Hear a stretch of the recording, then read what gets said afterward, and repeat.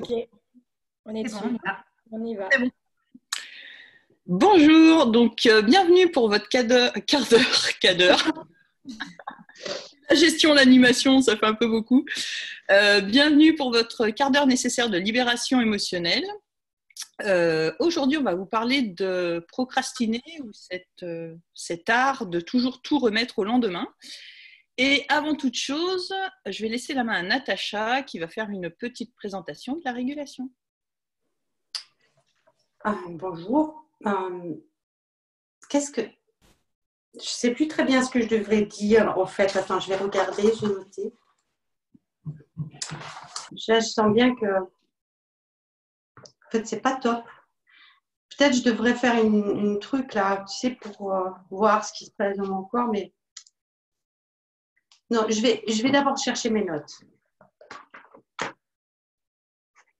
Non, en fait, je crois que je ne suis pas prête, moi, pour ce truc-là, pour regarder ce qui se passe dans mon corps.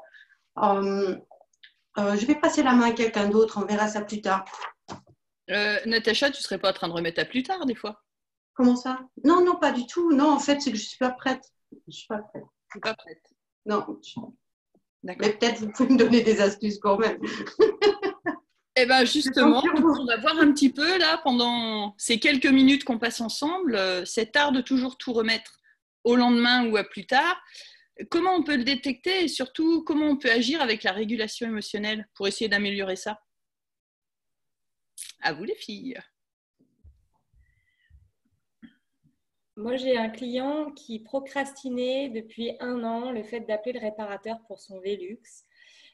Là, il était en vacances et donc, du coup, il sentait bien que ça faisait partie de sa liste de choses à faire. Donc, on a choisi de faire une résolution émotionnelle sur cette procrastination-là. Le lendemain, il m'appelle et il me dit « J'ai pu appeler le réparateur, ça m'a pris 30 secondes. En fait, ça ne m'a pas pris beaucoup de temps. Merci beaucoup. » Voilà, c'est un petit exemple en situation de différé. Un petit exemple en situation qui m'est arrivé cette semaine. J'avais quelque chose à faire et puis sur l'ordinateur. Et puis je me lève, je vais boire un coup. Bon, je reviens, je m'y mets et puis je me relève et puis je vais chercher quelque chose dans le frigo, je crois. Et là, il y a quand même un truc, je me rassieds. Et la troisième fois que je me suis relevée, au milieu du couloir, je me suis dit, là, il se passe quelque chose.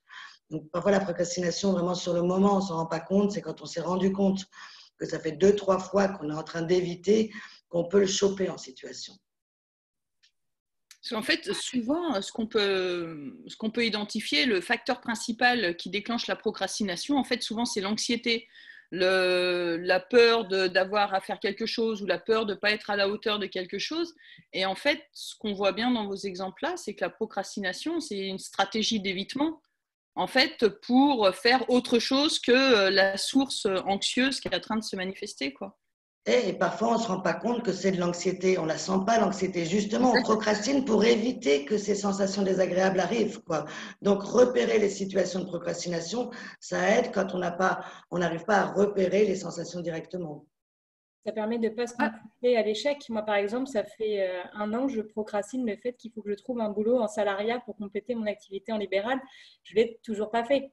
Et là, la situation de confinement m'oblige à me mettre face à moi-même et de me dire, là, il est largement temps maintenant d'aller arrêter de procrastiner et de faire mon CV, ma lettre de motivation pour pouvoir voilà, changer de cap et améliorer ma situation financière. Mais comment je peux savoir si c'est que je ne suis pas prête ou si c'est que je procrastine? En fait, ça te pose un problème quand tu procrastines. Tu dis, mince, là, je suis en train de fuir. Moi, par exemple, tu vois, genre la CAF, les démarches à la CAF, je les décale. Chaque semaine, je les décale à la semaine d'après. Donc là, tu vois, je vois bien que je ne suis pas en train de faire un choix. Je suis en train de repousser un truc qui me dérange. Alors, par exemple, hier, j'ai vu ça, j'ai vu la démarche à la CAF et je suis partie faire un gâteau. Là, j'ai fait, oulala, là, ça procrastine. Et ensuite, aujourd'hui, je me suis dit, bon, allez, il faut y aller, il faut le faire. Et donc, j'ai fermé les yeux, j'ai régulé. Ensuite, sur le site de la CAF, pareil, j'ai régulé plusieurs fois. Dès que je voyais un petit truc, un mail de la CAF, il faut l'ouvrir, boum, je régule. Et c'est vraiment ça qu'on vous encourage à faire, c'est de réguler à plusieurs moments jusqu'à ce que vous attrapiez les bonnes racines qui vont débloquer votre problème et qui vont faire que quand il y aura des démarches à la CAF, par exemple, ou sur autre chose, Vous allez sentir que ça va, vous le faites. Ce n'est plus la corvée du siècle. Oui, on ne régule pas la... On fait des comportements autres, en fait, un peu comme si on avait des actions parasites. À ce moment-là, de fermer les yeux pour essayer de choper la racine, comme tu disais. Qu'est-ce qui est en train de nous mettre en perturbation qui nous évite de rester sur l'objectif qu'on s'était fixé? Oui, le problème n'est pas la procrastination. La procrastination, c'est ce qui me permet de repérer qu'il y a un problème. Donc, si je vais réguler une fois sur une situation de procrastination, ça ne veut pas dire que je ne vais plus jamais procrastiner. Peut-être que c'était ma solution la plus habituelle pour décharger. Donc, je vais être amenée à réguler plein de fois que je me retrouve à procrastiner. C'est pour permettre de rester, parce que la plupart du temps, quand on procrastine, c'est qu'on reste dans notre zone de confort, parce que c'est beaucoup plus confortable. D'aller faire un gâteau, c'est carrément mieux que d'aller s'occuper des papiers administratifs. C'est carrément plus fun, même gustativement parlant d'ailleurs. Mais par contre, du coup, le fait de réguler, ça permet de sortir de sa zone de confort sans être dans quelque chose d'inconfortable pour soi, en fait. Donc, de finalement rester dans sa zone de confort pour faire des démarches administratives, pour faire des actions qu'on n'aime pas, qu'on n'apprécie pas forcément faire aussi dans le quotidien. En fait, ce qu'on régule, c'est surtout l'anxiété qui est dessous. Parce que, comme disait Maëlys, en fait, la procrastination, c'est la manière dont nous, on va le manifester, notre stratégie d'adaptation. Mais en fait, ce qu'on régule à chaque fois, c'est des situations anxiogènes. Et ce qui va nous mettre en stress, en anxiété. C'est ça qu'on régule à chaque fois. La procrastination, elle ne se régule pas en soi. C'est notre comportement adaptatif. Moi, ce que j'ai bien aimé, c'est quand Emeline nous disait en aparté que c'est quand elle culpabilisait, c'était quand elle... tu peux nous expliquer un peu plus, Emeline, ton idée là-dessus? Oui, moi, j'ai un client qui était venu parce qu'il culpabilisait, sa femme lui disait qu'il était paresseux. Et en fait, derrière ça, il y avait une culpabilité, la peur de l'échec, c'est-à-dire qu'il n'osait pas faire certaines choses à la maison, notamment par rapport aux enfants. Et comme il reportait ou il se débrouillait pour ne pas faire dans l'instant, il mettait sur son agenda, puis il remettait à la page d'après. Dans son entourage, il a été vécu comme quelqu'un de paresseux, qui n'a pas d'ambition. C'était pareil par rapport au travail. Donc, la procrastination, il n'est pas venu parce qu'il procrastinait, il est venu parce qu'il se sentait coupable par rapport à son entourage qui lui renvoyait qu'il était paresseux, qu'il n'avait pas d'ambition. Voilà. Oui, on a aussi la rumination, c'est-à-dire que c'est aussi une manière de procrastiner. Exemple, je dois faire des démarches pour faire de la publicité pour mon travail. Et puis, je me dis non, mais de toute manière, ça ne sert à rien, plus personne n'a besoin de se soigner, et puis ça ne sert à rien. Et puis, je me mets à ruminer sur le monde actuel. Mais c'est une manière de justifier cet évitement que je suis en train de faire, quoi. Donc, pour moi, là, quand je me mets à ruminer, je me dis, je suis en train d'éviter quoi? Depuis quand je suis en train de ruminer sur ce thème? Qu'est-ce que je faisais avant? Et puis, je reviens dans la situation où j'étais avant pour pouvoir me permettre de réguler en situation. Ça vaut tellement le coup, en fait, de réguler parce que on culpabilise, on rumine, ça prend des semaines, des mois, on repousse et tout, on se sent pas bien, on se dit mince, je suis pas sérieuse et tout, machin. C'est vraiment dommage. Là, ça vaut le coup de réguler et c'est plus léger, enfin, vraiment. Et surtout, on a l'impression de perdre son temps à longueur de temps. Moi, le nombre de fois où j'entends les gens dire « mais je fais pas ça, je perds mon temps », en fait, réguler, ça permet vraiment de gagner du temps parce que l'énergie qu'on perd à remettre à demain, à être dans l'évitement, c'est juste incroyable en fait. Donc, en faisant une régulation émotionnelle, on fait beaucoup plus de choses dans notre journée. Donc, du coup, on est beaucoup plus fiers de ce qu'on fait et ça augmente complètement l'estime de soi-même en fait. Et quand on a vu ce qu'on a remis à plus tard, en fait, ça t'a pris 5 minutes, quoi. C'était rien, c'est ça le pire. Et ça fait 3 mois que ça traîne. Et tu te dis, oh là là, il faut que je ferme les yeux. Et pour répondre à Natacha, est-ce que je suis en train de procrastiner ou est-ce qu'en fait, intuitivement, je sens que ce n'est pas la bonne chose à faire et que j'ai autre chose à faire? La seule manière de le savoir, c'est de fermer les yeux.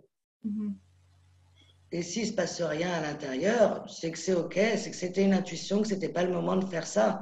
Moi, c'est ce que j'aime dans la régulation émotionnelle, c'est que ça me redonne accès à mes intuitions et à pouvoir faire confiance au moment où je suis dans une intuition et pas dans un évitement ou dans une gestion d'une perturbation. J'aime beaucoup ça aussi, oui.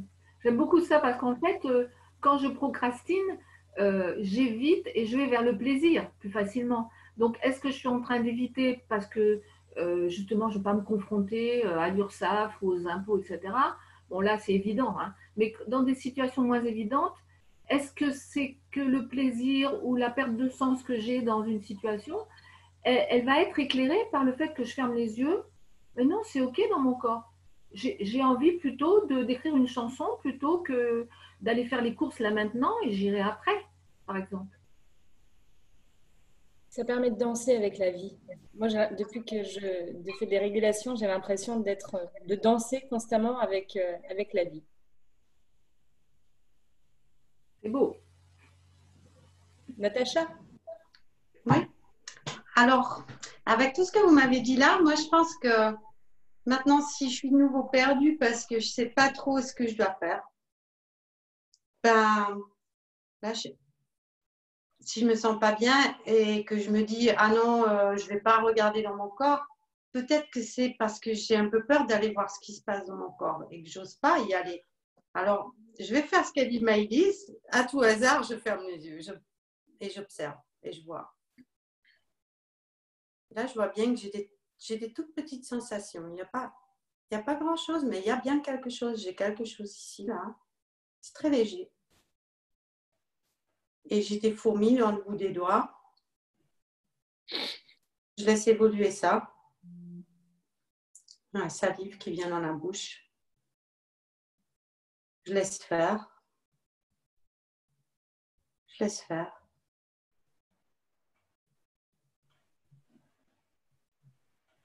Ça s'apaise, je vois. Excusez-moi les filles, qu'est-ce que je devais faire un mime, c'est ça? Ben, je crois que ça va. Eh ben, j'étais vraiment en perturbation. Et voilà. J'espère que la prochaine fois, je vais voir. Je pense que je vais pouvoir peut-être fermer les yeux plus rapidement. Super, top. Donc voilà, on arrive tranquillement mais sûrement au bout du quart d'heure nécessaire de libération émotionnelle. Donc aujourd'hui, on a pu débattre un peu autour du sujet sur la procrastination.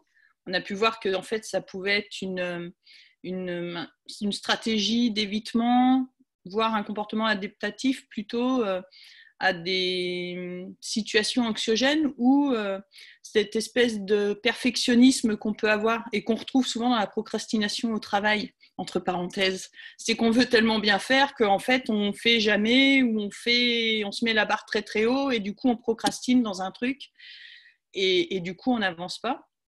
Donc voilà, et par rapport à la régulation émotionnelle, donc on a pu détecter que ça serait intéressant, plutôt que de réguler sur la procrastination qui, elle, est une conséquence, de pouvoir choper tout ce qui se passe avant, c'est-à-dire les moments où peut-être je me parle mal, je ne suis pas à la hauteur, je suis vraiment nulle, tous ces moments-là, tac, d'aller fermer les yeux, il se passe quoi pour que je me dise ça? Parce que la procrastination, c'est déjà le comportement qu'on a mis en place, donc c'est presque trop tard pour fermer les yeux. Mais quand je me dis des trucs pas trop sympa, qu'est-ce qui se passe dans mon corps? Et puis toutes les situations anxieuses, toutes nos activités parasites de traînouiller à droite à gauche ou de faire quelque chose plutôt qu'une autre. Donc tous ces petits trucs-là de pouvoir fermer les yeux. Voilà, donc plein d'expériences avec tout ça. Il y aura plein de bonnes occasions de fermer les yeux.